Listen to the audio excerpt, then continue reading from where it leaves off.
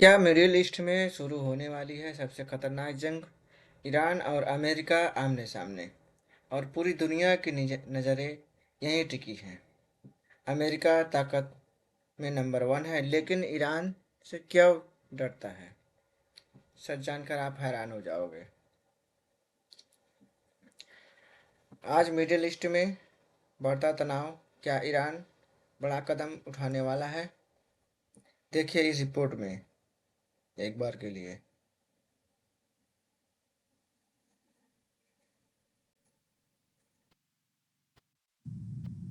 אחיי ואחיותיי, My brothers and sisters, אזרחי citizens ישראל. of Israel. לפני שעה קלה An hour יצאו ישראל ago, וארצות הברית. Israel and the US started a joint campaign, Roaring Lion. The aim is to put an end to the threat of Iran regime. IDF is attacking different facilities of Iran. और मैं अगर दिखाऊं तो दूसरे news पे हम देखते हैं Today, the U.S. and Israel launched an unprecedented joint attack on Iran with the stated intention to overthrow the Iranian regime. Multiple U.S. and Israeli airstrikes targeted a range of sites, including Iran's political leadership, military commanders. इतना बड़ा target, इतना बड़ा हमला हुआ है, हो रहा है। अमेरिका लगातार कंटिन्यू एयर स्ट्राइक कर रहा है। तो कितने बड़े बड़े वेपन से हमला कर रहा है अमेरिका। मुझे तो लग रहा है कि शायद ये वर्ल्ड वॉर 3 का रूप न ले ले। And missile infrastructure. And President Trump announced on social media this evening that Iran's supreme leader, the Ayatollah Khamenei, was killed in the strikes. In response, Iran launched its own unprecedented wave. इस तरह से हमला हो रहा है लोगों पे। कब किसके ऊपर कौन सा बम, कौन सा एयर डिफेंस सिस्टम से हमला हो जाए, कुछ कहा नहीं जा सकता। वहाँ की पब्लिक, वहाँ के लोग, वहाँ के आवाम, वो कोई भी सुरक्षित नहीं है। सब अफरा तफरी मची हुई है, सारे लोग इधर उधर भाग रहे हैं।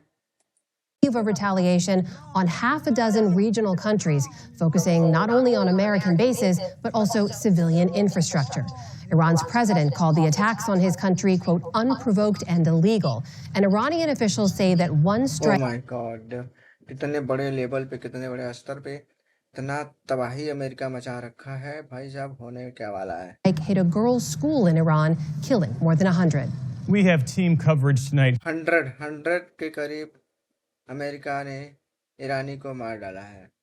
Here in Washington, let's start with our foreign affairs and defense correspondent, Nick Schifrin. So, Nick, how did this conflict between the U.S., Israel, and targets around the country? You can see the map there. America का जो map है, Iran का जो map है, इस तरह से देखो आप, इस तरह से वर्ल्ड मैप में इसकी जो राजधानी है यूएई, इसके जो पड़ोसी देश है यूएई, इराक, इस तरह से इसके पड़ोसी देश हैं। अब ये जो टारगेटेड रेड वाले हैं, ये इनके कंट्री स्टेट्स हैं, और जो तेहरान है ये इनकी कैपिटल है। Largest operation in Israeli history, using Israeli jets as well as American Tomahawks and jets. Israel primarily focused on Iran's leadership as well as missiles whose range can target सीधा missile वार कर रहा है America, सीधा missile वार कर रहा है। Israel. The U.S. targeted shorter range missiles. ये देख रहे हैं। अमेरिका का एक सबसे बड़ा जंगी जहाज है, जिससे वो कहीं भी किसी भी समुद्र में जाके अपना एयरबेस बना के वहीं अपना पूरा उसका एक ऐसा जहाज है जो कि उसमें वो खुद ही एक एयरबेस है। वहां से आप चाहे जितने अटैक्स कर सकते हैं, इतने वेपन लेके वो कैरी करता है। इतने वेपन ले, इतने बड़ी मात्रा में, इतने भारी मात्रा में लेके वो ट्रेवलिंग कर लेता है पूरे ऑल ओवर वर्ल्ड में, समुद्री रास्ते से। वो जब चाहे, जहां चाहे, जैसे चाहे वैसे जाके और अपने टारगेट को नस्ते नाबूद कर देता है। That can hit U.S. bases and allies. And the single most significant strike targeted the headquarters of Ayatollah Ali Khamenei, Iran's supreme leader for the last 37 years. President Trump announced his death and called it, quote, justice for the people of Iran, but also all great Americans and those people from many countries throughout the world that have been killed or mutilated by Khamenei and his gang of bloodthirsty thugs. आज अब हम इस PPT के माध्यम से समझेंगे कि Iran की भौगोलिक स्थिति क्या है, भौगोलिक ताकत क्या है, जिससे अमेरिका से आज तक बचा हुआ है। और अमेरिका शायद इसी को लेके ईरान से डरता था, लेकिन अब अमेरिका भी खुला आ गया है, ओपन आ गया है पूरी तरह से।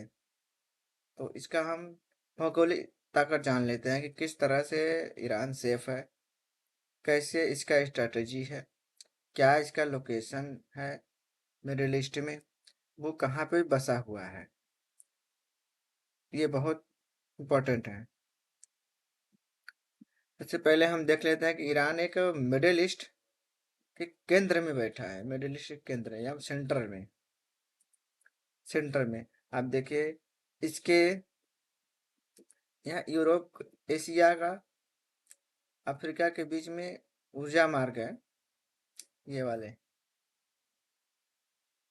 ये समुद्री सी है यहाँ तक, इधर से भी समुंदर है, इधर से भी समुंदर है, अब बीच में ये एकदम central of the middle east में है ये, जो जहाँ पे दुनिया के तेल का सबसे बड़ा हिस्सा हमौज में से होके गुजरता है। हमौज जो है ये दुनिया का सबसे बड़ा एयरलाइन ऑयल समुद्री रास्ता है, जहाँ से सब इंपोर्ट एक्सपोर्ट वगैरह किया जाता है। ईरान ईरान का पहाड़ी सुरक्षा कवच। ईरान, सबसे पहले देखते हैं कि ईरान जो है उसका जो समुद्री वे ऑफ ईरान का इंपोर्ट एक्सपोर्ट वाला रास्ता है, वो यहाँ से होके पर्शियन गल्फ से होके सी लाइन होते हुए स्ट्रेट हमास, ये मेन रास्ता है। यहीं से जो कि दुनिया का ट्रेडिंग व्यापार किया जाता है। अगर ईरान जब चाहे तब यहाँ पे अपना बाउंडेशन, यहाँ पे अपना रिस्ट्रिक्शन, अपना मिलिट्री को बैठा सकता है। ये बॉर्डर है ईरान का, देख रहे हैं, यहाँ पे भी है ईरान, यहाँ भी है, यहाँ भी है, यहाँ भी। तो इसको यहाँ पे अपना डिफेंस सिस्टम इंस्टॉल करने में टाइम नहीं लगेगा। ऑलरेडी ये किया भी है, यहाँ पे जहाँ जहाँ इसको इम्पोर्टेंट लगा वहाँ पे डिफेंस सिस्टम इंस्टॉल किया है। ईरान की राजधानी तेहरान। तेहरान में एक तरह से बहुत अहम हो जाता है, जहाँ पे अभी खेमनोई की मौत हुई है, वो तेहरान में कैपिटल है ईरान का, वहीं पे ये सुनने में आ रहा है। ईरान के कुछ स्टेट्स इस तरह से हैं, जैसे तेहरान तो कैपिटल हो गया, और शाहबजवार, मासद, ब्रिजान, यार्ड, शहराज, बंदर, अबुलसर, इस तरह से उसके कई सारे स्टेट्स हैं। जैसे हमारे यहाँ स्टेट्स होते हैं, वैसे उनके यहाँ भी स्टेट्स होते हैं। अमेरिका का पहाड़ी सुरक्षा डिफेंस और ईरान का पहाड़ी से डिफेंस सुरक्षा, पहाड़ी सुरक्षा कवच ये है। आप इसमें देखो एकदम ध्यान से, तो ईरान कुछ इस तरह से बसा हुआ है, यहाँ पे देख रहे हैं। तो ईरान के चारों तरफ यहाँ भी पहाड़ी है, ये भी पहाड़ी है, माउंटेन है, पूरे इतने बड़ा भयंकर माउंटेन है, इतना बड़े लेवल, बड़े स्तर पे, जैसे हिमालय की तरह माउंटेन है वहाँ पे। तो इतने ऊंचे पहाड़ पे किसी डिफेंस का सेटअप करना या वहाँ पे उसका स्टे करना बड़ा मुश्किल हो जाता है, वहाँ पे नामुमकिन है एक तरह से देखा जाए। तो जब भी ईरान पे अमेरिका अटैक करेगा या इजराइल अटैक करेगा, तो वो एयर डिफेंस से ही अटैक करेगा। और इतनी हाइट में है कि बहुत कम ही विमान, बहुत कम ही एयर स्ट्राइक्स हो सकते हैं। इसीलिए क्योंकि उस हाई रेंज के अगर अमेरिका के पास है डिफेंस सिस्टम, तो वो ऑब्वियसली कर लेगा, अटैक कर देगा। ये पहाड़ी सुरक्षा कवच ये क्यों इम्पोर्टेंट है? इम्पोर्टेंट इसलिए है कि पश्चिम में जॉर्जियस जो नेचुरल वाल से घिरा हुआ है, उत्तर में अल्बर्ट अल्बोर्ज है, जो कि कठिन प्रवेश कठिन प्रवेश द्वार है इसका। और अंदर विशाल पठार है, बहुत बड़े बड़े लेवल पे पठार है, बहुत बड़े हाई डिफेंस सिस्टम वहां पे इंस्टॉल नहीं हो सकते। लेकिन सप्लाई चेन बहुत लंबी है, एयर डिफेंस पर निर्भर करता है पूरा टोटल। अब ईरान की मिलिट्री के बारे में बात किया जाए तो ईरान जानता है कि वह अमेरिका से सीधी लड़ाई नहीं जीत सकता। ये ऑल ओवर वर्ल्ड में, ऑल ओवर अपने इंडिया में एंड इवन ईरान भी खुद ही जानता है कि हम अमेरिका से बहुत देर तक नहीं टिक सकते। लेकिन फिर ऐसा क्यों? ईरान सोचता है कि हम ड्रोन हमला कर देंगे, फास्ट अटैक बोट्स के हेल्प से अमेरिका पे अटैक कर देंगे। लेकिन उसको ये नहीं पता कि आपके साइड में इजराइल खड़ा है, सामने अमेरिका हो गया है। अब ये कूटनीतिक तरह से, मतलब ऐसा राजनीति लगाया गया है कि देखो, इजराइल जो लड़ाई था, जो वार था, वो था इजराइल और ईरान के बीच में। लेकिन देखो, इजराइल इतना अच्छा कूटनीतिक प्लान किया कि वो साइड हो गया और अमेरिका को भिड़ा दिया। अब अमेरिका जो है वो भाई सुपर पावर है, सब जानते हैं। लेकिन अमेरिका जो है वो रणनीति से लड़ता है। सबसे पहले क्या करता है अमेरिका? अमेरिका जो है, किसी भी कंट्री पे हमला करने का उसका मेन रीजन ये होता है कि सबसे पहले उसका जो नेचुरल रिसोर्सेस है वो ख़त्म करो, वो डिस्ट्रॉय करो। जैसे gas pipeline, network setup and office, military head office target. इस तरह से टारगेट करता है अमेरिका, ताकि अगर मिलिट्री ऑफिस वो टारगेट कर लेगा तो जब कोई कमांड ही नहीं कर पाएगा मिलिट्री को, तो क्या अमेरिका से कोई लड़ाई जीत सकता है? तो अमेरिका ऐसे ऐसे चीज़ों को प्लान करता है डिस्ट्रॉय करने का, जैसे नेचुरल रिसोर्सेस हो गए और ये कमांडिंग ऑफिस हो गया, जहाँ से मेन इंपोर्ट एक्सपोर्ट होता है। जहाँ पे तुम नेचुरल रिसोर्स रखे हो, मतलब कुछ दिन अपना कुछ, मतलब कि खाने पीने की चीज़ें जो कि भाई युद्ध में यूज होता है अक्सर, कुछ स्टॉक्स रखे हो, वहाँ पे वो हमला करेगा। जो आपकी कीमती सिटीज हैं, कैपिटल हैं, कोई विजिटिंग प्लेस है, मतलब अमेरिका हर तरह से किसी कंट्री को तोड़ देता है, हर तरह से डिस्ट्रॉय कर देता है, physically, mentally, main visiting places and जो आपके इम्पोर्टेंट्स, कुछ लाइब्रेरी होंगे, गृहालय होंगे, इस तरह से बिल्डिंग्स को वो नस्ते नाबूद कर देता है।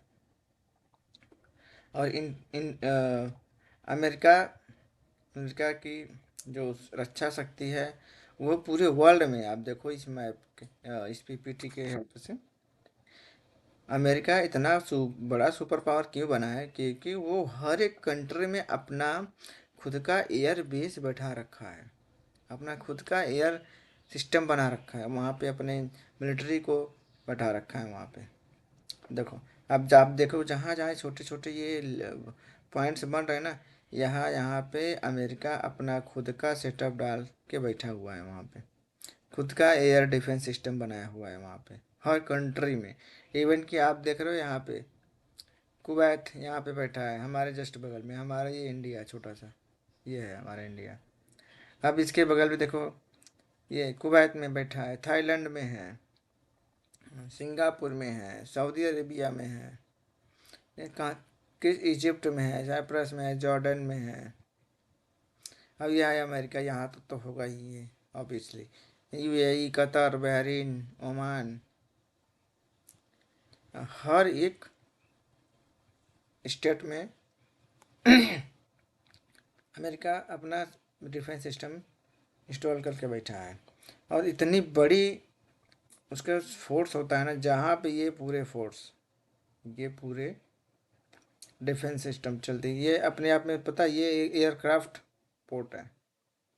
ये जहाज़ जो है अपने आप में एक एयरक्राफ्ट है। यहाँ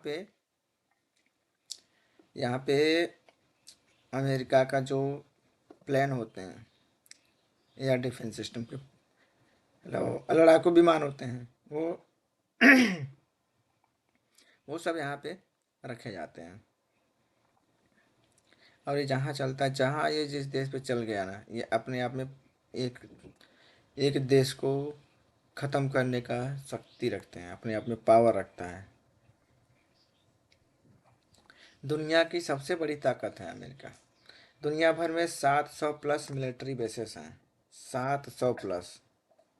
ये देख रहे हो आप, अब ये काउंटिंग करने चलोगे तो अभी एक आंकड़ा कम यहाँ पे निकल जाएगा, लेकिन आप मोटे मोटा आप ऑफिशियली अमेरिका के उस पर देखोगे जाके, तो वो 700 प्लस मिलिट्री बेसेस हैं, मिलिट्री बेसेस।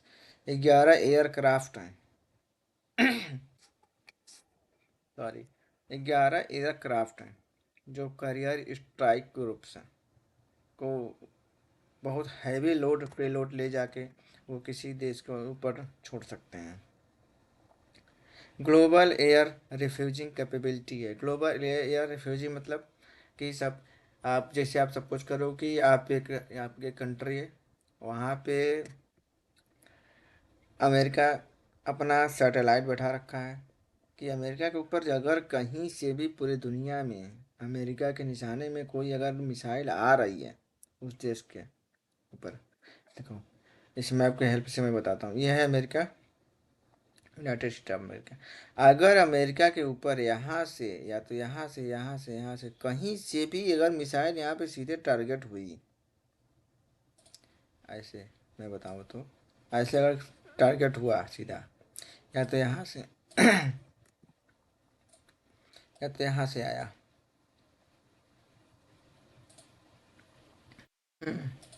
या मान लो इधर से ये घुमा घुमा के यहाँ पे हमला कर दिया, तो अमेरिका के आने के पहले ही इसके ऊपर अमेरिका अपना सैटेलाइट खुद का तगड़ा हाई टेक्नोलॉजी वाला बढ़ा रखा है। वो वहाँ पे तुरंत एक्टिवेट होगा, जितने भी मिसाइल यहाँ इसके निशाने पे आ रहे होंगे उसको ना अपने बॉर्डर एरिया के आने से पहले ही वो 100-200 मीटर 500 मीटर पहले ही उसको मार गिराएगा। उसके सैटेलाइट से कोई बच नहीं सकता। इतना जूमिंग लेवल इतना हाई होता है उसका कि वो नियर बाय जाके एकदम जूम करके उसको डिस्ट्रॉय कर देगा। इस तरह से अमेरिका बहुत मजबूत है, इसीलिए वो सुपर पावर बोला जाता है अमेरिका। स्पेस बेस्ड सर्विलांस है उसके पास, मतलब अगर आप कहीं पे उसका मिलिट्री स्पेस है ना, बेस है, तो उसका सर्विलांस सिस्टम इतना ताकतवर है, इतना उसका रेंज है कि एक अगर वहाँ पे पक्षी भी अगर पर मार गई ना, तो उसको भी वो तुरंत डिटेक्ट कर लेगा, तुरंत सूचना दे देगा मिलिट्री को। मतलब अमेरिका कहीं भी जल्दी हमला कर सकता है एक तरह से देखा जाए तो, लेकिन अमेरिका के पास पेशेंस नहीं है। ये ट्रम्प जो है, आई डोंट नो क्या किस हिसाब के हैं, लेकिन ट्रम्प के अंदर पेशेंस, धैर्य नाम की चीज़ नहीं है। वो बहुत जल्दी किसी के ऊपर हाइपर हो जाते हैं, बहुत जल्दी किसी के देश के ऊपर तुरंत पाबंदी लगा देते हैं, टैरिफ लगा देते हैं। शायद ही ऐसा कोई नेता होगा, शायद ही ऐसा कोई पॉलिटिकल होगी जो कि ट्रम्प की तरह होगी।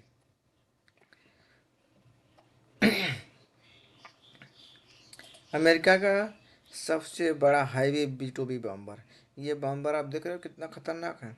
देखने में तो एक तरह से पंछी टाइप से लग रहा है, लेकिन पता है ये बहुत हैवी पेलोड ले जा सकते हैं। परमाणु बम जो गिराया जाता है ना, इसी से गिराया जाता है, इसी से ऊपर एयरक्राफ्ट में ऊपर लेके जाते हैं। हवाई हमला ज़्यादातर इसी से होता है।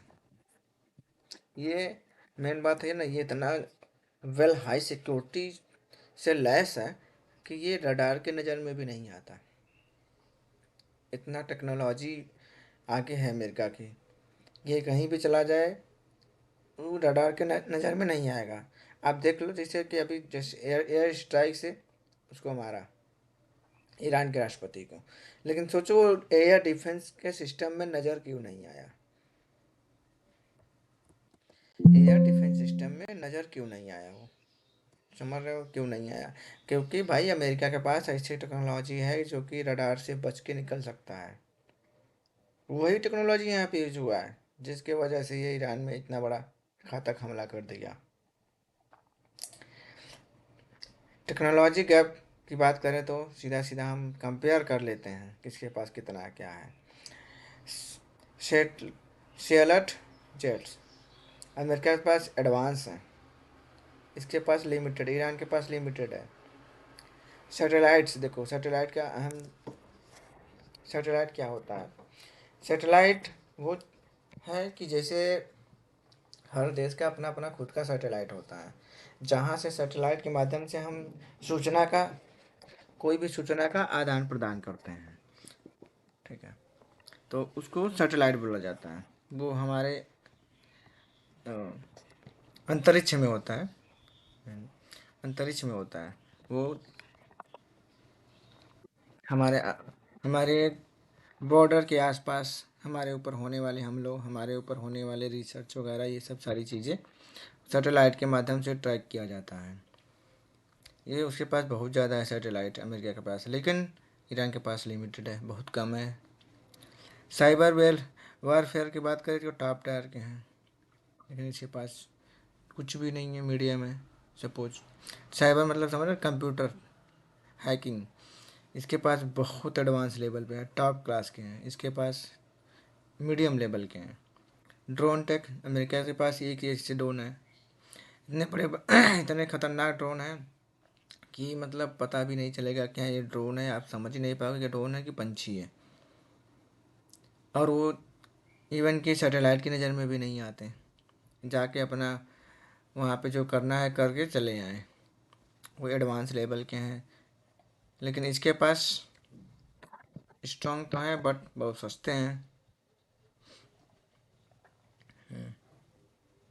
अगर अगर युद्ध हुआ तो क्या होगा? अगर अमेरिका से और ईरान से युद्ध हुआ तो यूएस स्ट्राइक्स करेगा सबसे पहले, और ऐसे ऐसे रईसी इलाकों को, नाजायज जो पब्लिक है, बेगुनाह पब्लिक है, उनको इसका सज़ा भुगतना पड़ेगा। ईरान भी मिसाइल रिटेलिएशन करेगा, मतलब मिसाइल को ध्वस्त करने की कोशिश करेगा, लेकिन वो नहीं कर पाया क्योंकि इसके पास टेक्नोलॉजी इतनी अच्छी नहीं है कि वो इतना जल्दी ट्रैक करके मार सके।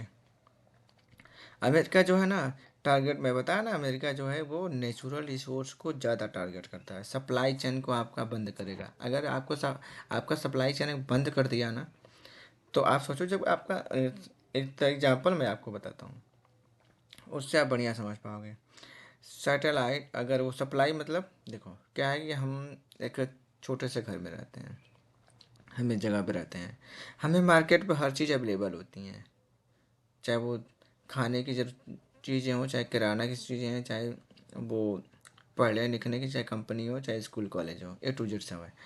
तो वो पता है हमें हर जगह मार्केट वगैरह अवेलेबल हैं, और वहाँ पे आने जाने के लिए ट्रांसपोर्टेशन है। तो अमेरिका ऐसी चीज़ों को डिस्ट्रॉय करता है, ऐसी चीज़ों को ख़त्म करता है, जैसे मार्केट। जब जहाँ गोदाम में से अगर मार्केट में ही नहीं आएगा कोई चीज़, तो आप लोगे क्या? मार्केट से आप खाओगे क्या? फिर जिंदा कैसे रहोगे? तो अमेरिका वो जो मंडी है वो मंडी ख़त्म करेगा। जब मंडी ख़त्म कर देगा तो नेचुरल रिसोर्स नहीं आ पाएंगे आपके पास। अब जब आपके पास नहीं आएंगे तो आप कैसे जीवित रहोगे, आप खुद ही समझ सकते हो।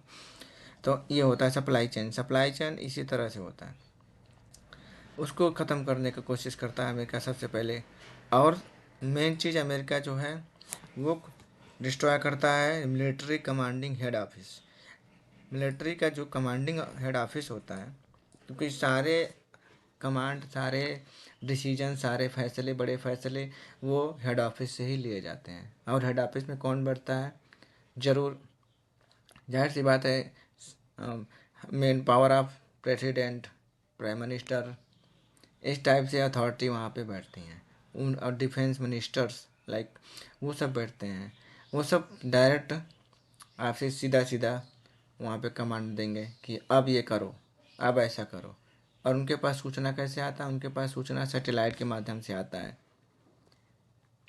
सैटेलाइट उनको सीधा सूचना देता है कि तुम्हारे तरफ एक अटैक हुआ है, ऐसे मिसाइल इतना इतना नॉर्थ, इतना ईस्ट वेस्ट, ऐसे करके उनका एक लैटिट्यूड लॉन्गिट्यूड होता है, उस लैंग्वेज में उनको बताते हैं। फिर वो उसी लैंग्वेज में से ट्रांसलेट करके और तुरंत उसको ट्रैक कर लेते हैं। ट्रैक करने के बाद फिर उसको कोशिश करते हैं कि उसको हवा में ही वहीं डिस्ट्रॉय कर दिया जाए। लेकिन कुछ मिसाइलें होती हैं कि जो कि जब इतने टाइम जितने फास्ट होते हैं अमेरिका की, जब तक तुम इतना प्रोसेस करोगे, उसको ट्रैक करोगे, फिर उस पर हमला करोगे, तब तक वो आकर तुम्हारे ऊपर गिर गिर जाएगा, तब जो अपना काम करके चला जाएगा। और जो इजराइल, लास्ट में इजराइल का मैं वो कर लेता हूँ थोड़ा सा। इजराइल डिफेंस सिस्टम, इजराइल भी एक तरह से देखा जाए तो कूटनीतिक के मामले में बहुत मतलब एक्सपर्ट निकला। एक्सपर्ट ये निकला कि आप देखो, अपना झगड़ा, अपना लड़ाई किसी और के ऊपर डाल दिया, अपना दुश्मनी किसी और के ऊपर डाल दिया। मैं आपको सीधे और लोकल लैंग्वेज में बता रहा हूँ। आप रियल टाइम में जोड़ के देख लो कि आपके गांव में, आपके बगल में, आपके मोहल्ले में, आपके गली में, आपके सिटी में, आपके आसपास हो रहे हैं। इस तरह से आप देख रहे हो, अपना झगड़ा किसी और के ऊपर डाल देता है कोई, और खुद निकल लेता है और आमने सामने वाला भिड़ जाता है। तो यही ये सेम चीज़ यहीं पे हुआ है, सेम चीज़ यहाँ पे हुआ है। इजराइल का जो डिफेंस सिस्टम है ये भी बहुत तगड़ा है, बहुत तगड़ा है ये। भाई साहब, जिसको मैं एक कहानी बताता हूँ इजराइल का।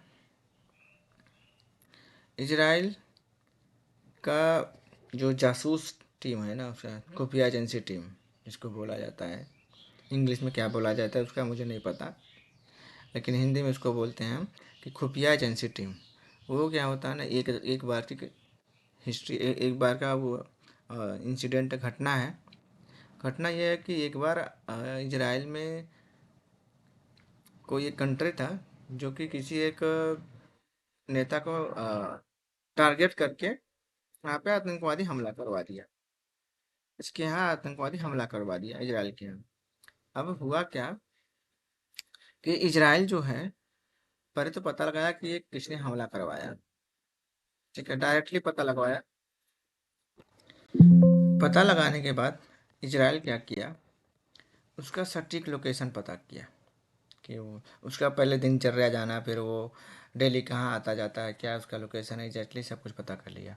और अपने खुफिया एजेंसी टीम को सीधा सीधा परमिशन दिया कि जाओ और उसको मार के और लेके आओ, चाहे अगर सिचुएशन जैसा रहे। जिंदा ला सकते हो तो जिंदा ले आओ, चाहे मार के ले आओ, लेकिन वो आना चाहिए। ये अपने देश की सुरक्षा वाली बात हो गई है, आज अपने देश के आत्मसम्मान वाली बात हो गई है। तो उसकी टीम तैयार हुई, ऐसे मतलब गई है वहाँ पे, हमला की है। डायरेक्ट तो हमला कर नहीं सकते किसी भी देश पे, किसी भी ड्रोन से या प्लेन से। भाई साहब, वो इतना भेष बदल के गई है सादे रूप में, वाइट ड्रेस में, कि जाई गई, उसका लोकेशन पता की, वहाँ पे उसको सीधा सीधा पकड़ा और लेके चला आया एयरबेस में। और वहाँ की जो डिफेंस सिस्टम थे, जो मिलिट्री थी, जो पुलिस थी, कुछ नहीं कर पाई उसका। तो इस मामले में इजराइल बहुत आगे है। इजराइल का डिफेंस सिस्टम की बात करूँ मैं, तो इजराइल के पास छोटे छोटे रॉकेट जैसे ड्रोन है। वो ड्रोन के माध्यम से ही रॉकेट को भेज देता है, किसी कंपनी किसी देश पे हमला कर सकता है ड्रोन के माध्यम से। क्या काम करता है ड्रोन? छोटा रॉकेट होता है, उसमें मोटार लगा रहता है, शॉर्ट रेंज वाले थ्रेड्स होते हैं उसमें। कैसे काम करता है वो पहले रडार रॉकेट डिटेक्ट करता है, जो रडार में रॉकेट लगे हुए हैं उनको डिटेक्ट करता है। फिर उनका जो रेंज है, ट्रेजिट ट्रेजेसेट्री है ट्रेजेसेट्री है, वो कैलकुलेट करता है। उनका जो एरिया है, उनका कार्य क्षेत्र है, उसको पहले वो ट्रैक करता है। ट्रैक करने के बाद पॉपुलेटेड एरिया में खतरा हो, उसको इंटरसेप्ट करके पहले तो वो वही उसी एरिया को टारगेट करेगा जहाँ पे पॉपुलेशन ज़्यादा हो। और उसके पास कुछ मीडियम रेंज के मिसाइल्स हैं, जैसे डेविड स्लिंग के नाम से उसके यहाँ एक मिसाइल है, वो मीडियम रेंज के मिसाइल है। वो heavy rockets, crisis missile, cruise missiles, ये सब कैरी करके ले जाते हैं। उसकी खासियत ये है कि स्टैनर इंटरसेप्टर, मतलब उसके यहाँ कोई अगर हमला हुआ मिसाइल के माध्यम से तो उसको हवा में ही, उसको अंतरिक्ष में ही इंटरसेप्ट करके डिस्ट्रॉय कर देगा। अपने ऊपर हमला नहीं होगा, उसके ऊपर कोई उसके ऊपर हमला नहीं कर सकता। हाई पावर वैन्यूअर कैपेबिलिटी है उसकी, प्रिसीजन हिट्स लेता है, वो हिट्स करता है। एरो सिस्टम, लंबी दूरी की बैलिस्टिक मिसाइल है उसके पास, बहुत लंबी दूरी की है। वो चाहे तो अपने यहाँ यहीं से अपने कंट्री से बैठे बैठे दूसरे कंट्री पे हमला कर सकता है, डायरेक्ट वहीं से निशाना लगा सकता है। बैलिस्टिक मिसाइल है, लॉन्ग रेंज वाली बैलिस्टिक मिसाइल है। और उसके पास स्पेस इंटरसेप्ट करने वाली जो एटॉमिक स्फीयर्स इंटरसेप्ट है, मतलब उसके पास ऐसा मिसाइल है, ऐसा डिफेंस सिस्टम है कि वहाँ पे अपने यहीं बैठे बैठे अपने ऊपर होने वाली सारी हमले को वहीं पे रोक सकता है, हवा में ही रोक सकता है। यानी मिसाइल को हवा में बहुत पहले ही मार देना, बहुत पहले ही मार देता है वो। उसका वर्जन्स भी, कई वर्जन में अपना डिफेंस सिस्टम का जो बैलिस्टिक मिसाइल वाला इंटरसेप्टर है उसको बना रखा है इस तरह से, जैसे एरो 1, एरो 2, एरो 3, इस तरह से, मतलब उसके फीचर के हिसाब से, कैटेगरी के हिसाब से बांटा हुआ है इसराइल। और इसराइल का जो एयर डिफेंस सिस्टम है, F-35 स्टील जेट्स हैं, एंड F-15 जेट्स है, F-15 है, F-16 फ्लैट है, and real time intelligence system है उसका, बहुत ही स्ट्रॉन्ग इंटेलिजेंस नेटवर्क है उसका, जैसे Mossad unit 8200 cyber security type से। और इवन जब रडार से बात नहीं बनती तो वो लेज़र यूज करता है, लेज़र डिफेंस सिस्टम। भाई साहब, लेज़र डिफेंस सिस्टम इतना ख़तरनाक होता है कि अभी ये नई टेक्नोलॉजी आई है, और ये मतलब कि इसको आयरन डोम बोला जाता है। आयरन डोम की तरह काम करता है, मतलब किसी भी एरिया पे जाके वो कब हावी हो जाएगा और वहाँ पे लेज़र वायरिंग करेगा, फायरिंग करके लेज़र डिस्ट्रॉय कर देगा। मतलब गया भी नहीं और यहीं से बिना गए ही तुम्हें मार के चला आएगा। ये होता है लेज़र सिस्टम। आगे पढ़ लेना आप लोग लेज़र सिस्टम क्या होता है। और इसकी कुछ लेज़र डोम की लिमिटेशंस होती है, जैसे सैचुरेशन, अटैक्स एंड प्रेशर हो गया। इंटरसेप्टर करना थोड़ा महंगा पड़ जाता है क्योंकि लेज़र बहुत महंगा आता है, तो जिसकी वजह से कई कंट्री बहुत ज़्यादा बड़े लेवल पे अफोर्ड नहीं कर पाते, तो कुछ अपने लिमिटेड सिस्टम को बना के रखने के लिए कुछ तो अपना 1 2 4 6 जितना उनकी रिक्वायरमेंट मेन फुलफ़िल हो जाए उस हिसाब से अपना आयरन डोम और लेज़र डिफेंस सिस्टम बना के रखते हैं।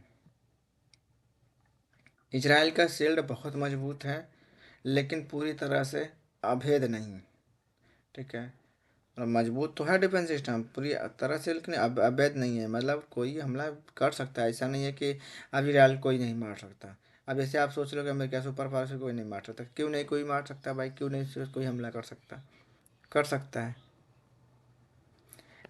जैसे अपने पड़ोसी देश रूस, चीन, अफ्रीका, ब्रिटेन, कई सारे ऐसे कंट्री हैं।